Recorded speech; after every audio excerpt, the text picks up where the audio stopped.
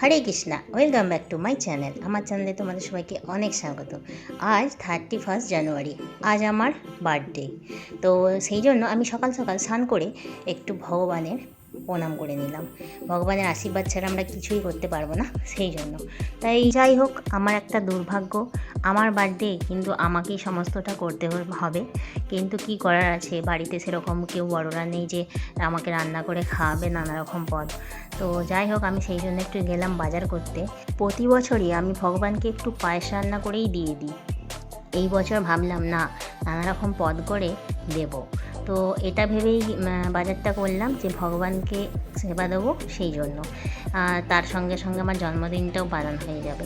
তো যাই হোক, আমি বাজার থেকে নানা রকম সবজি কিনলাম। ভগবানকে যেহেতু ভোগ লাগানো হবে, তাই নিরামিষ কিছু রান্নার ব্যাপার আছে। তাই নিরামিষ সবজি, পনির, এইসব সমস্ত বাজার করতে চলে গেলাম। এটা আমাদের বাজারের ফল দোকান, এখান থেকে একটু আমসত্ত্ব, খেজুর এসব নিলাম চাটনির জন্য।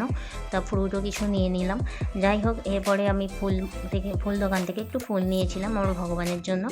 আমার ভগবানকে একটা মালা পরিয়ে দিয়েছি বাজার থেকে আসার পরে, এই ফুলটা নিয়ে এসেছিলাম। তারপরে আমার সবজি কাটা শুরু হয়ে গেল। সারাদিন ধরে আমি আমার রান্নাতেই ব্যস্ত হয়ে পড়লাম। এখন আমার একদিকে রান্নাও চলছে, আবার একদিকে আমি সবজিও কেটে যাচ্ছি। আমাকে আমার বার্থডেতে নিজেই রান্না করতে হচ্ছে। কি আর করব, এইখানটা আমার ভগবানের রান্না হয়, এখানে আমার আলাদা কিচেন ঘর বলতে পারো। বিয়ে করেছি একটাই, কিন্তু সংসার করেই দুটো। একটা জায়গায় ওপরে আমার একটা ঠাকুর ভগবানের রান্নার জন্য বাসন টাসন রাখা আছে, আর নিচে আলাদা রাখা আছে। যেহেতু আজকে ভগবানকে ভোগ লাগানোর ব্যাপার আছে, সেই জন্য আমি ওপরে আলাদাভাবে রান্না করছিলাম। আমাকে একা একাই সমস্ত কিছু সবজি কাটলাম, একা একাই রান্না করলাম, কেউ তো ছিল না, কি করব।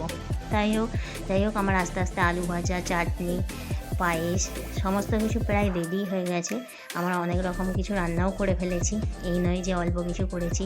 বাসন্তী পোলাও করেছি, পনির করেছি, একটা মিক্স সবজি করেছি, ডাল করেছি, পাঁপড় ভাজা করেছি। তোমরা দেখতেই পাচ্ছ, এখনও ডালটা তো হচ্ছে, বাকি আছে। সব কিছু রান্নার শেষে আমি ভগবানকে ভোগ লাগানোর জন্য সব সাজিয়ে নিয়েছি। তো এখন আমি ভগবানের ভোগে তুলসী দিচ্ছি, কারণ তুলসী ছাড়া ভগবান কোনো প্রসাদই গ্রহণ করেন না। এটা হয়তো তোমরা সবাই জানো। তো যেহেতু আমার কৃষ্ণ ভগবান, তা আমি একটুখানি আরতি করে নিচ্ছি, ভগবানের ভোগ আরতি। দুপুর হয়ে গেছে, অনেকটা বেলাও হয়ে গেছে, কারণ একটু তাড়াতাড়ি দিলে অনেকটা ভালো হতো। একটু লেট হয়ে গেছে, কিছু করার ছিল না, অনেকটাই রান্নাবান্না করার ছিল। তোমরা কি তোমাদের বার্থডেতে কোনোদিনও ভগবানকে ভোগ লাগিয়েছো কি না, সেটা আমাকে অবশ্যই কমেন্ট করে জানিও। যাই হোক, আমার এখন চলছে ভগবানের ভোগ আরতি। তো তোমরা হয়তো ভাবছো আমি আমার বার্থডেতে বেলুন, কেক এইসব কেন করলাম না। প্রত্যেকেই তো বার্থডেতে এইসব করে, বাকি আমার এইসব এত কিছু ভালো লাগে না, আমি সেভাবে কখনোই সেলিব্রেট করি না। তো আমি প্রতি বছরই আমার বার্থডেতে ভগবানকে ভোগ লাগিয়েই প্রসাদ নিই। যাই হোক, আমি এখন আমার এই ড্রেসটা পরে নিয়েছি, এটা আমার বার্থডের কুর্তি কেনা ছিল, সব পরে নিয়েছি। এই সব যে দেখছো সাজিয়েছে, এসব আমার মেয়ের কাজ। সুন্দর করে সাজিয়েছে, আমাকে বলেছে বসতে হবে আসন পেতে, আর আমি তোমার ফটো তুলবো। ও আমাকে খাইয়ে দিচ্ছে, ও আমাকে পায়েসটা খাইয়ে দিল। বললো বার্থডেতে কাউকে তো খাইয়ে দিতে হয়, সেই জন্য প্রথমটা আমাকে খাইয়ে দিল। আর আমার সাথে খুব মস্তি করছিল, ওই এইসব সাজিয়ে দিয়েছিল বাটিয়ে বাটিয়ে করে আমাকে। থ্যাংক ইউ আমার মেয়েকে, অনেক ধন্যবাদ আমার বার্থডেটা সেলিব্রেট করার জন্য। যাই হোক, আমাদের এখন খাবার পর্ব চলছে।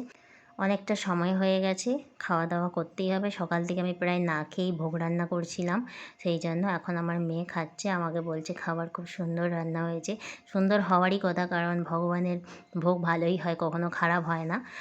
তো যাই হোক, এখন আমরা এবার কি করব, আমার সব কাজ সেরে আবার বাসনটাও ধুতে হবে আমাকে।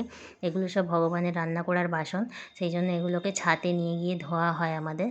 তো আমার খুবই কি বলবো, খাটুনি হয়ে গেছে সেদিন। এক গাদা বাসন নিয়ে চলে গেলাম ছাদে বাসন ধুতে। বাসন দিয়ে একটু দাঁড়িয়েছিলাম, আমার হাজব্যান্ড আমাকে উইশ করতে এসেছে আবার বেলায়। রাত 12টায় উইশ করেছে অবশ্যই, আমাকে এত হাসি পাচ্ছিলাম কি বলবো। আমি ওই জন্য একটুখানি হ্যান্ডশেক করে নিলাম, একটু হাগও করে নিলাম। যাই হোক, আজকের ভিডিও এই পর্যন্তই। Thank you.